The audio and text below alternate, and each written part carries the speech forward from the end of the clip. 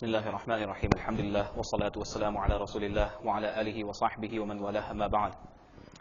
So we were covering the advice that Imam Ghazali rahimahullah offered his student in the book أيها الولد, and the next piece of advice was عش ما شئت فإنك ميت واحبب من شئت فإنك مفارقه واعمل ما شئت فإنك مجزي به.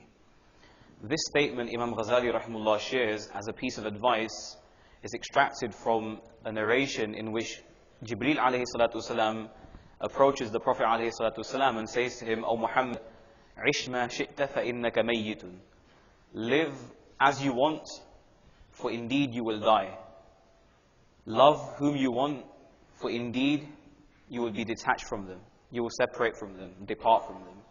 And do as you please, or do as you wish, and you shall be either rewarded for it or punished for it. It will be accounted for.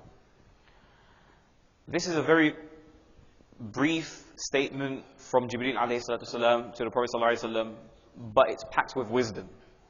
And the first piece of advice, عِشْ مَا شِئْتَ فَإِنَّكَ مَيِّتٌ, is more relevant to us every single day than many other pieces of advice.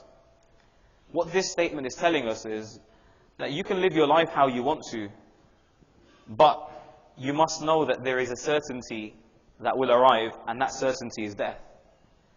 Now when we observe ourselves, we find that many of the decisions we make and the choices we make are not based on this type of vision or this type of temperament or attitude. Rather, the decisions that we make sometimes are short-sighted, and they are for the here and now, without any understanding of repercussions or what Allah subhanahu wa ta'ala will think. And it's very important that before we perform any actions, anything we want to do, that we analyze, we assess, we think. Just like anything business related, where we would feel that the bad decisions would be harmful for us, we take a step back and we think. We use our brains, we use our intelligence, and we think before we do something. Likewise, when it comes to our reality in this worldly life, it's important any time we perform any action, anything we do, whether it's a sin, even if it's a righteous deed, we must look at our intention. So here, Allah subhanahu wa ta'ala, Rasulullah is being informed that you will die one day, and death is a reality. The reality is that we chase the uncertain things, and we maximize our potential or in things that don't necessarily benefit us all the time, or the benefit of it is limited. Whereas we give up that which is permanent. So we know, for example, that death is certain, but how much do we prepare for it? We don't know if we're going to live till we're 60, but we make great preparations for that.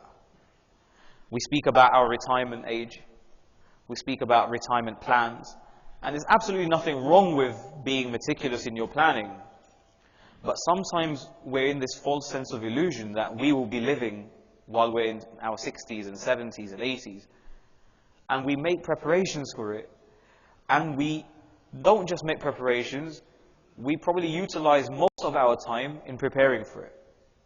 Whereas the thing that is certain, that is going to happen, we spend very, very little time preparing for it. And that's not intelligence. Intelligence is when a person prepares for that which is permanent, which he knows is going to be certain. And that's why Rasulullah said in the hadith, Man akyasun nas wa man ahwatun nas. He asked the companions radiallahu anhum, who is the most intelligent and who is the most cautious of people? And they said, Oh Rasulullah, we don't know. You tell us. The Sahaba always wanted to learn. He said, أَكْثَرُهُمْ ذِكْرًا لِلْمَوْتِ وَإِسْتِعْدَادًا لِلْمَوْتِ. The one who remembers death often, and the one who prepares for death often. Today, death has become a reality and a certainty that people want to neglect. In fact, if you speak about it, people think you're being morbid. You're always thinking about death. Enjoy your life. Don't act as if Malakul Maut is on your shoulder right now. Smile a little. And smiling is not contrary to this, by the way. It doesn't mean if you smile and you're not thinking of death. You can smile. But the point being made here is that people that think about the akhirah and think about death and prepare for it are looked down upon. And people like to focus on what is here right now in front of us, what is tangible, what we can see. So Allah subhanahu wa ta'ala wants to alert us and build conscious in us to think. Think about that which is certain. Every one of you will taste this. And Allah says, even the Prophet sallallahu alaihi wasallam, إِنَّكَ مَيِّتٌ وَإِنَّهُمْ مَيِّتُونَ وَمَا مُحَمَّدٌ إِلَّا رَسُولٌ قَدْ خَلَتْ مِنْ قَبْلِهِ الرُّسُلُ أَفَإِن مَاتَ. Allah subhanahu wa ta'ala speaks about Rasul sallallahu alaihi wasallam that if he were to die, which means that if the best of people can also die, everybody's going to die. We know that it's a reality, we see it. So preparation for this is from the intelligence of the individual. In fact, it's also a sign of a person's chest being broad and vast. In a hadith, Nabi Kareem sallallahu alayhi wa sallam said, when nur enters the heart, إِذَا دَخَلَ النُّورُ الْقَلْبِ انْفَسَخَ وَانْشَرَحَ. When nur enters the heart, it becomes broad, it becomes vast. What does broadness and vastness mean? It means that he feels a sense of peace internally. And internal peace is what we're looking for. Internal peace is what everybody is chasing after. Ask any individual, why do you go out to work? Why do you have such a nice house? Why do you drive such a nice car? Why do you wear such beautiful clothing? They're looking for peace because they think this nice house is going to make me peaceful. This car is going to make me peaceful. This food is going to make me feel better. These clothes will make me feel better. But the reality is that we see many people that are in raha externally, but internally there's no raha. They're not happy. And in cases we see many people that are internally happy, but externally they may be in a dire state. And that was the case of many of the pious people of the past. Many of the pious, many of the salaf. And we're not saying that a person must live in tatters, or a person must be disadvantaged externally. We're not saying that. Sharia does not say that a person should not live comfortably. But when that becomes the priority, and when a person's heart becomes attached to that, that's when it becomes problematic. Like, hubbud dunya, and love for the world is something that is despised. But that does not necessitate a person shouldn't earn. I've mentioned this statement before and I'll mention it again because I think it's profound. Maulana Ashraf Ali Thanwi rahmatullah alayhi used to say, Maldar hona kharab nahi hai, dunya dar hona kharab hai. He says to be wealthy is not a problem, but to become worldly becomes the problem. Meaning when a person, his heart is attached to that wealth and his concerns and his entire mind and his life is occupied with the acquisition of that wealth and how to secure it, how to benefit from it, how to use it, then this becomes a priority for the dunya over the akhirah. So Rasul sallallahu alaihi wasallam said, when nur enters the heart, it becomes vast. And that vastness is when a person feels peace internally. How do we know a person is peaceful internally? He's prepared to accept any masa'ib that Allah puts his way. He understands Allah Ta'ala's adl and Allah's insaf. He understands qada and qadr. When a person understands that whatever comes my way is from the hikmah of Allah and Allah's qadr, and it's going to happen, and I have to ride the storm and I can react as long as it's in a way that Allah is pleased with. If a person accepts that, that is an internal peace. And that is the true richness Rasulullah spoke of. لَيْسَ الْغِنَى مِنْ كَثْرَةِ الْعُرُوضِ إِنَّمَا الْغِنَى غِنَى النَّفْسِ. Right? Richness is not excess in wealth. Richness is richness of the heart. So Rasulullah says, when nur enters the heart, the qalb, it becomes vast and broadened. So Sahaba radiallahu anhu asked, "Oh Rasulullah, what are the signs of that?" He said, Al-inabatu ila dari al-khulud. That person with all earnest is always focused on the eternal life. وَالتَّجَافِ عَنْ دَارِ الْغُرُورِ. He lives as if he's departing from this world of deception. وَالْإِسْتِعْدَادُ لِيَوْمِ النُّزُولِ. And he prepares for the day of descending in front of Allah subhanahu wa ta'ala. And this type of vastness of the heart is what we're aiming for. If you ever feel like my heart is constricted, we need to work harder on the avenues to increase the vastness of our heart. Ibn al-Qayyim rahimullah speaks about what matters will make the heart vast. The first one is Iman. Allah speaks about Sharh al-Sadr in the Quran a few times.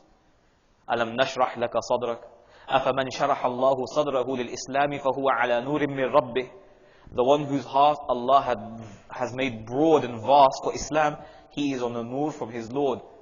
And the more your iman increases, the more the vastness will also increase. And that is why the Prophets ﷺ had very broad and vast hearts. They could accept all the masa'ib, all the trials and tribulations, because the iman was extremely strong. And that was the same level of iman the Sahaba radiallahu anhum enjoyed.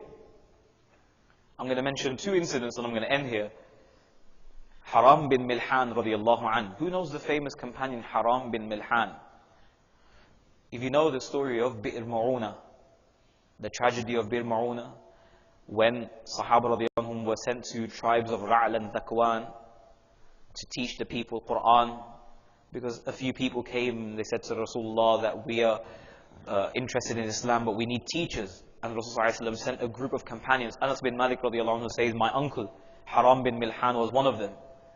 And before they reached their destination, many of them got massacred. They got killed. Because it was a conspiracy. It was a plot. And this one companion, Haram bin Milhan radiallahu anhu, before he was struck with a spear, actually he was struck with a spear from behind. And as he was struck, what words flowed out of his tongue? Not pain or anguish. SubhanAllah, this is ajib. Listen, you're getting hit by you're getting stabbed by a spear. The pain that you would be in, the anguish, the hurt. Naturally you would scream. And this companion radiallahu anhu is saying, Fuztu wa Rabbil Ka'bah. Fuztu wa Rabbil Ka'bah. I have succeeded by the Lord of Ka'bah. I have succeeded by the Lord of Ka'bah. We have to ask ourselves the question, why? Is it that this companion radiallahu anhu at that time, rather than feeling the pain, his statement is Fuztu wa Rabbil Ka'bah. Fuztu wa Rabbil Ka'bah. Why? Because his sadr, his qalb was vast. His qalb was vast. And he was prepared to meet his Lord. Another incident, we talk about it often, Mus'ab bin Umair radiallahu anhu. He's being martyred in Uhud.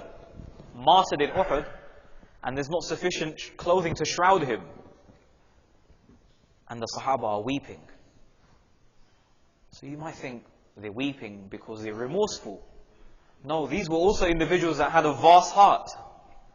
So as soon as they see Mus'ab bin Umair radiallahu anhu martyred, even though there is insufficient clothing to shroud him, their weeping was because they were happy for him, not because they were sad for him. This is mentioned by Sheikh Arif bin Abi Jamir. He was an author of a sharah of Bukhari called Bahjatun Nufus. I remember from a dars of Bukhari, my teacher mentioned this point a few years ago, quite a few years, 2001, something like that. And he mentioned this point from Bahjatun Nufus. Now, I'm not a muhaqqiq like him to go and check, but I accept his reference. And he says that this Sheikh Amir bin Abi Jamrah says, the Sahaba don't think for a moment that the Sahaba wept because they were regretful over the state of Mus'ab bin Umair. Such a rich young companion, gave up everything, became Muslim. Now there's not even enough clothing to shroud him. They were not lamenting that. They were happy because they understood that he has succeeded. They understood that he has succeeded. These were individuals whose hearts were also broad and vast. So, Iman broadens the heart, makes it vast. Ilm is another one. Right? And then of course, thinking of death is another one. As Rasulullah mentioned in that hadith, that this is a sign of a person's heart being vast, and dhikr. Dhikr of Allah subhanahu wa ta'ala. And there's many more, inshallah, we'll have the chance to explore them.